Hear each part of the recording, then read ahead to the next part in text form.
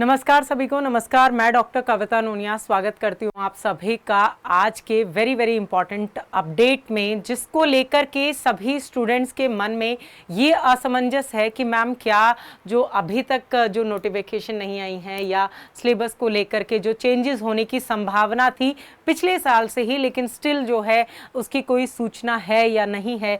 क्या हमारा पाठ्यक्रम बदलेगा, क्या हमारा पाठ्यक्रम या हमारा सिलेबस जो है वो यही रहेगा, इसको लेकर के बहुत सारे स्टूडेंट जो है उनका सवाल है कि मैम हम प्रिपरेशन कैसे शुरू कर दें, अभी तो सिलेबस का कोई अपडेट नहीं है। तो भाई आप सभी को यहाँ पर मैं इंपॉर्टेंटली अपडेट देने के लिए आई हूँ कि स्टिल जो है इसमें कोई भी अपडेट की संभावना अभी तक नहीं है, और अगर होती भी है तो आप लोगों को क्या लगता है? आप लोगों को ये लगता है कि पूरा सिलेबस चेंज हो जाएगा?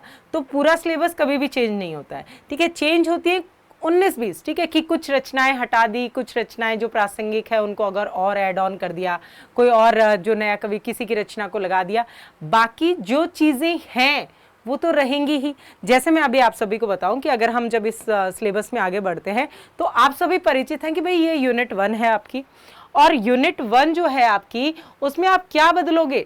हिंदी भाषा का जो उद्भव विकास है, हिंदी भाषा का जो उद्भव विकास है उसमें वही रहेंगी प्राचीन भारतीय आर्य भाषा, मध्यकालीन भारतीय आर्य भाषा, आधुनिक भारतीय आर्य भाषा, सारी चीज़ें जो है आपकी वही रहेंगी, उसमें कोई चेंज नहीं होगा। आप शौरशैनी को नहीं बदल सकते, आप अर्धमागधी को नहीं बदल सकते, आप नहीं बदल सकते, तो वो चीज़ें वही रहेंगी, क्योंकि जब तक आप आधार नहीं पढ़ेंगे, पृष्ठभूमि नहीं पढ़ेंगे, आगे नहीं बढ़ेंगे, तो वो सारी चीज़ें आपकी, इसमें किसी भी तरह का कोई परिवर्तन जो है वो नहीं होगा। व्याकरण रूप में आपकी सारी चीज़ें यहाँ पर आपको दिखाई दे रही हैं।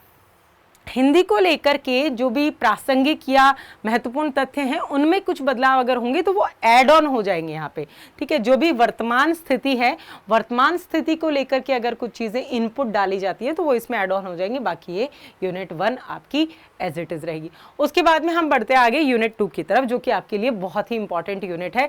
हिंदी साहित्य से अगर आप चाहे आप टीजीटी, पीजीटी, आप असिस्टेंट प्रोफेसर, आप डीएसएसबी, किसी भी तरह की तैयारी कर रहे हैं, अगर आपका विषय जो है वो हिंदी साहित्य आपका ऑप्शनल विषय है, उसमें ये यूनिट जो है वो तो पूछी जाती है। ये इस यूनिट को हिंदी साहित्य का आधार हम कहते हैं। हिंदी साहित्य का आधार है हिंदी साहित्य का इतिहास, और जब ये खुद ही इतिहास है तो सोचिए इसमें क्या बदलाव होगा, ठीक है। इतिहास को तो आप बदल ही नहीं सकते, तो हिंदी साहित्य का इतिहास जो है वो तो आपके ऐसे टिप्स पर होना चाहिए। अब उसको पढ़ना है, कैसे पढ़ना है, क्या ऐसे आप आगे प्लानिंग करेंगे, मैं आपको क्लास में सारी चीज़ें बताऊंगी ही। क्लास में आप जब पेड सेशन में जुड़ते हैं, हम एक एक चीज़ जो है, एक एक साहित्य जो है, एक साहित्य के एक रचना जो है उसकी तह तक जा कर के और उसको हम पढ़ते हैं। तो यहाँ पर जैसे इतिहास दर्शन पढ़ेंगे, लेखन पद्धतियाँ है, काल विभाजन, नामकरण, साहित्यिक प्रवृत्तियाँ, चाहे आपका रासो सिद्ध साहित्य, नाथ साहित्य, जैन साहित्य, रासो साहित्य, गद्य साहित्य, लौकिक साहित्य है, भक्ति आंदोलन आ जाएगा, आपका रीति काल आ जाएगा। तो सारी वैचारिक आधार से लेकर के, वैचारिक पृष्ठभूमि से लेकर के उसकी विशेषताएं, प्रवृत्तियां, उसके प्रकार, सभी का अध्ययन जो है वो इसमें रहेगा। फिर आधुनिक काल, देखिए आदिकाल, भक्तिकाल, रीतिकाल एक तरफ और आधुनिक काल एक तरफ, और उसमें भी किसी तरह का कोई चेंज जो है वो नहीं है, ठीक है। आधुनिक काल में क्योंकि दो चीज़ें आपके पास सामने आ जाती हैं, एक तो आपका पद्य जो चल ही रहा था, दूसरा आपका गद्य, ठीक है। गद्य और पद्य दोनों स्वरूप जो है आपको इसमें देखने को मिलते हैं। पद्य में आपको भारतेंदु युग, द्विवेदी युग, सारे स्वरूप जो है पत्रकारिता का स्वरूप है, छायावाद, प्रगतिवाद, प्रयोगवाद, नई कविता, समकालीन कविता, साठोत्तरी कविता, समकालीन कविता का स्वरूप रहता है। गद्य में विभिन्न विधाओं का जो विकास है तो वो विभिन्न विधाएं आ जाती हैं, उनका विकास है।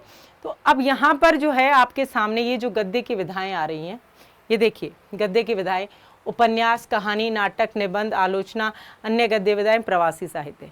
अब यहाँ पे आपको हर रचना को डिटेल में नहीं पढ़ना है, यहाँ पर आपको हर रचना से जुड़े हुए, जैसे भाई महत्वपूर्ण आप देख लीजिए 30-40 रचनाकार हैं, ठीक है, 30-40 उपन्यासकार हैं जिनको महत्वपूर्ण रूप से, जिनकी रचना और नाम और रचना, उनका प्रकाशन आपको याद करना होता है, ठीक है। ऐसे मानते मानते आप 150 के करीब आप मान लीजिए कि भाई कहानीकार, कुछ तो उपन्यासकार कहानीकार सेम आ जाते, कथाकार के रूप में, नाटककार है, निबंध है, आलोचना है, जो भी गद्य विधाएं हैं, चाहे वो किसी ने रेखा चित्र लिखा है, किसी ने कुछ, तो अराउंड उन कवियों के नाम उनकी रचनाओं के नाम, उनके प्रकाशन वर्ष, ये चीज़ें आपको याद करनी है। तो और ये जो है ये सिर्फ और सिर्फ यूजीसी नेट के लिए नहीं, net, set, JRF, assistant professor, आपके डीएसएसबी, पीजीटी, आप किसी भी तरह की हिंदी साहित्य की परीक्षा दे, सब में पूछा जाता है और हमेशा पूछा जाएगा, क्योंकि हिंदी साहित्य के इतिहास में कोई परिवर्तन नहीं होगा।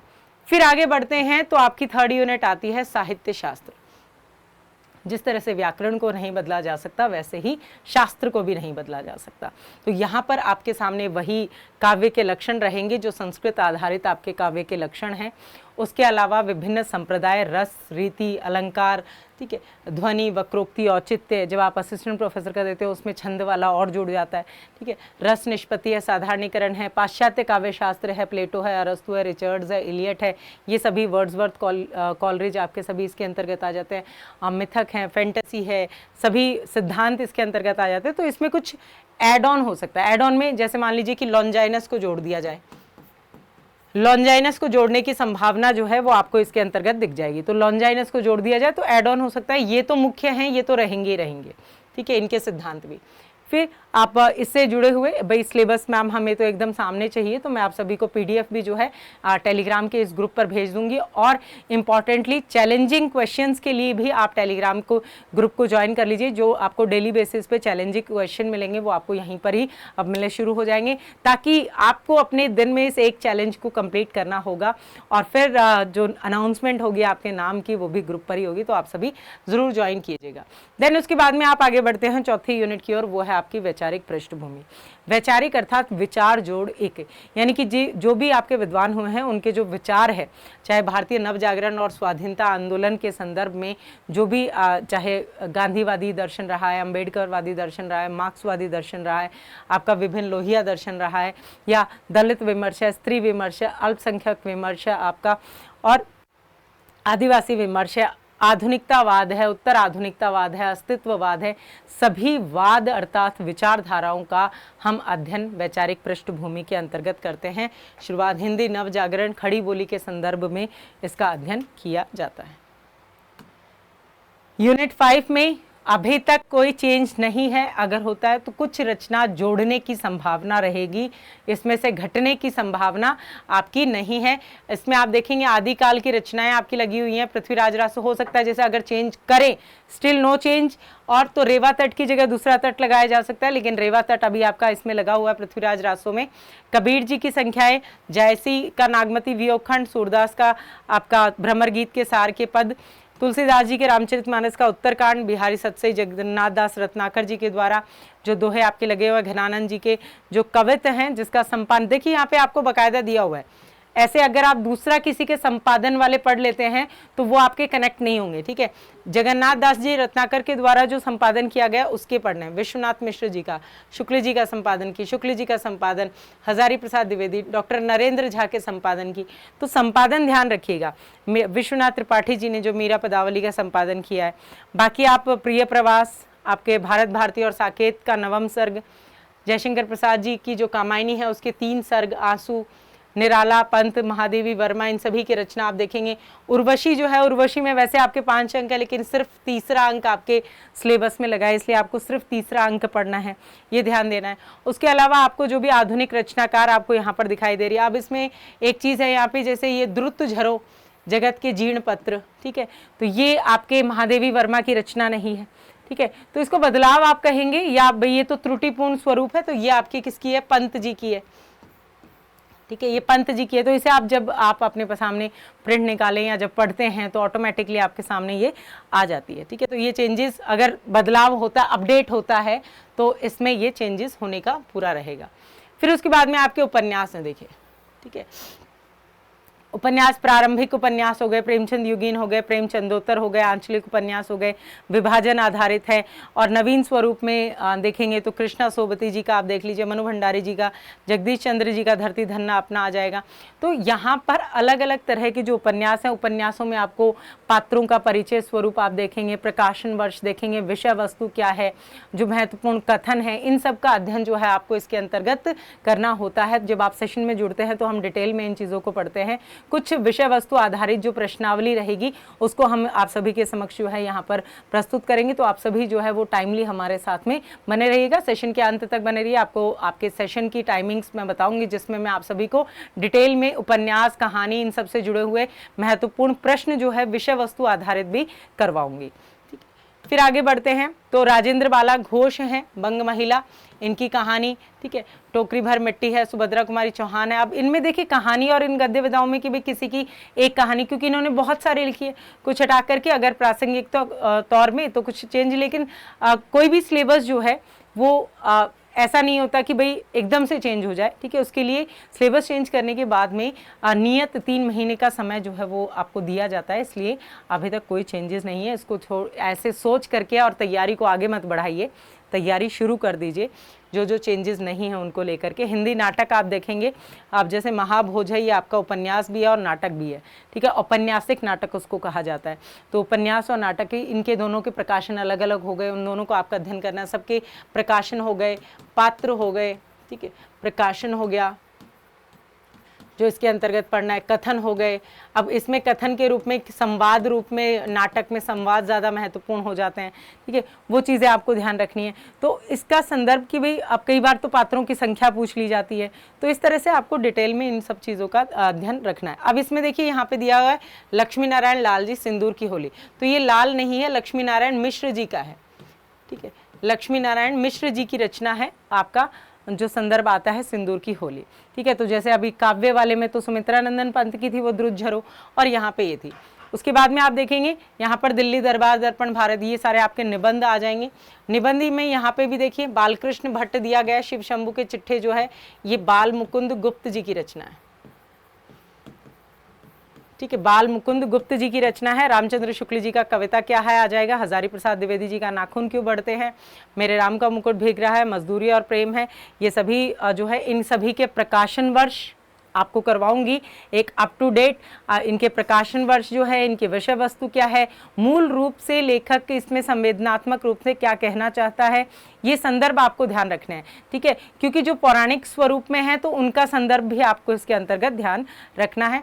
और लास्ट यूनिट जो है उसको बहुत सारे स्टूडेंट्स एकदम लाइटली ले लेते हैं कि अन्य गद्य विधाएं हैं, लेकिन अन्य गद्य विधाओं से भी आपके 10 से 15 क्वेश्चंस पूछे जाते हैं, ध्यान दीजिएगा। तो आपकी ये गद्य विधाएं जैसे माटी की मूर्तें हैं, आपके रेखा चित्र हैं, ठकुरी बाबा है, आत्मकथा आ जाती है, जीवनी आ जाती है, आत्मकथात्मक स्वरूप में मनु भंडारी जी की आ गई, आवारा मसीहा जीवनी आ गई, ठीक है, ये आत्मकथा है। तो जो भी स्वरूप है रचना का, वो रचना जो भी आपके सिलेबस में लगी हुई हैं वो रचनाएं आपको डिटेल में पढ़ने के लिए लगी हुई हैं। अगर आप उनको ऊपरी तौर पे अध्ययन करते हैं और वहाँ से गहराई से प्रश्न आता है तो वो आपके लिए एक माइनस पॉइंट जो है वो आपका बन जाता है अगर आप उसको फॉलो नहीं करते हैं। तो आप सभी हमारे इस चैनल को सब्सक्राइब कर लीजिए, क्योंकि आने वाले समय में, आने वाली क्लासेस में मैं आप सभी को पढ़ाने वाली हूँ। यहाँ पर विषय वस्तु आधारित आपकी क्लासेस होंगी, डिटेल में मैं आप सभी को रचनाओं आधारित प्रश्नावली करवाऊंगी जो आपकी पर्टिकुलर रचना पर आधारित होगी। आप सभी को उस रचना से जुड़े हुए कथन बताऊंगी, उस रचना से जुड़ी हुई विषय वस्तु पर हम चर्चा करेंगे। तो अगर आप सभी ने अभी तक चैनल को सब्सक्राइब नहीं किया है तो ज़रूर सब्सक्राइब कीजिए और आपकी जो डेली क्लासेस हैं उनका टाइमिंग नोट कर लीजिए। शाम 7:30 बजे YouTube पर, शाम 7:30 बजे हम मंडे टू फ्राइडे आपसे मिलते हैं। सैटरडे संडे हम आपके रिवीजन के लिए देते हैं। जैसे जैसे समय नज़दीक आता है तो अभी जैसे आपके असिस्टेंट प्रोफेसर के मैराथन शुरू होंगे, उसके बाद में आपके UGC नेट के लिए मैराथन हम शुरू करेंगे। साथ ही साथ आपके लिए रात 9 बजे जो है वो मास्टर क्लास होती है हिंदी को लेकर के पर्टिकुलर, जिसमें हम व्याकरण आपको डिटेल में पढ़ाने का पूरा उसमें अध्ययन कराते हैं कि जिसमें आप पूरी व्याकरण अपनी तैयार कर लें।